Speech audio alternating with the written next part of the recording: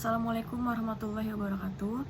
Saya Nur Anissa Hermawati ingin membacakan hasil rangkuman saya pada mata kuliah Pendidikan Kewarganegaraan pertemuan ketiga, yaitu tentang integrasi nasional.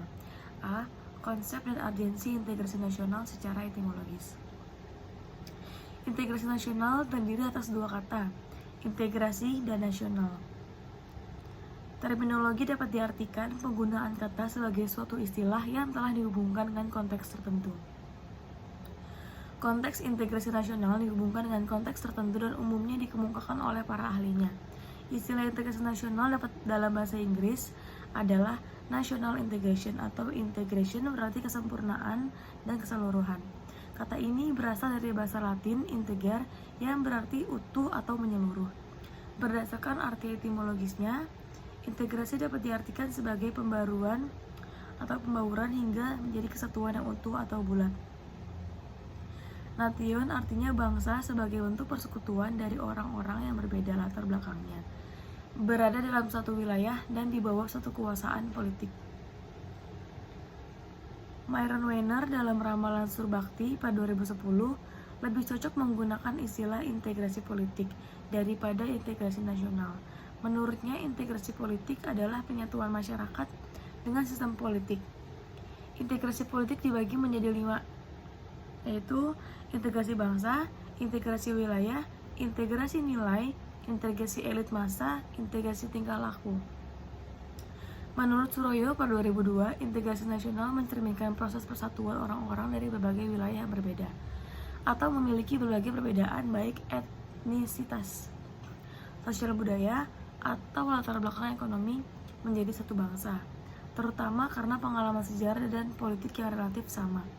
Berdasarkan pendapat ini, integrasi nasional meliputi akan 3 hal, yaitu integrasi politik, integrasi ekonomi, dan integrasi sosial budaya. B.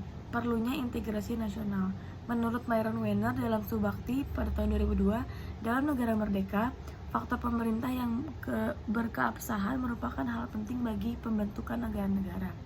Kemampuan ini tidak hanya dapat dijalankan melalui kewenangan menggunakan kekuasaan fisik yang sah, tetapi juga persetujuan dan dukungan rakyatnya terhadap pemerintahan itu.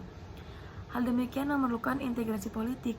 Ada 2 hal yang dapat menjelaskan hal ini. Kedua, bagi negara-negara baru, tuntutan integrasi ini juga menjadi masalah pelik bukan saja karena perilaku pemerintah kolonial sebelumnya, tetapi juga latar belakang bangsa yang bersangkutan. Negara-negara dan bangsa yang merupakan negara yang di dalamnya terdiri dari banyak bangsa yang selanjutnya berkesepakatan bersatu dalam sebuah bangsa yang besar. Suku-suku itu memiliki pertalian primordial yang merupakan unsur negara dan telah menjelma menjadi kesatuan etnik yang selanjutnya menuntut pengakuan dan perhatian pada tingkat kenegaraan. C.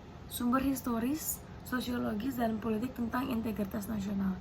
Menurut Suroyo pada 2002, ternyata sejarah menjelaskan bangsa kita sudah mengalami pembangunan integrasi sebelum bernegara Indonesia yang merdeka. Menurutnya, ada 3 model integrasi dalam sejarah. Perkembangan integrasi di Indonesia yakni model integrasi imperium dari Majapahit, 2. Model integrasi kolonial, dan yang ketiga adalah model integrasi nasional Indonesia. D. Dinamika dan tantangan integrasi nasional. Yang pertama, integrasi bangsa, yaitu tanggal 15 Agustus 2005 melalui MOU di Vantaa, Helsinki, Finlandia. Pemerintahan Indonesia berhasil secara damai mengajak gerakan Aceh Merdeka untuk kembali bergabung dan setia memegang teguh kedaulatan bersama Negara Kesatuan Republik Indonesia. Integrasi wilayah itu melalui deklarasi di Juanda pada tanggal 13 Desember 1957. Pemerintah Indonesia mengumumkan kedaulatan wilayah Indonesia, yakni lebar laut teritorial seluas 12 mil diukur dari garis yang menghubungkan titik-titik ujung yang terluar pada pulau-pulau Indonesia. Integrasi nilai, yaitu integrasi yang dapat dibagi. Apa yang dibagi bangsa Indonesia merupakan nilai integratif. Jawabannya adalah Pancasila. Pengalaman mengembangkan Pancasila sebagai nilai integratif terus-menerus dilakukan.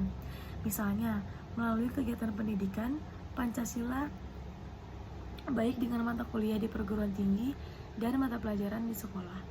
Integrasi elit dan massa, yaitu dinamika integrasi di elit massa ditandai dengan seiringnya pemimpin mendekati rakyatnya melalui berbagai kegiatan, misalnya kunjungan ke daerah, temu kader PKK, dan kotak pos presiden. Integritas tingkah laku, yaitu perilaku integratif. Mewujudkan perilaku integratif dilakukan dengan pembentukan lembaga-lembaga politik dan pemerintahan termasuk birokrasi.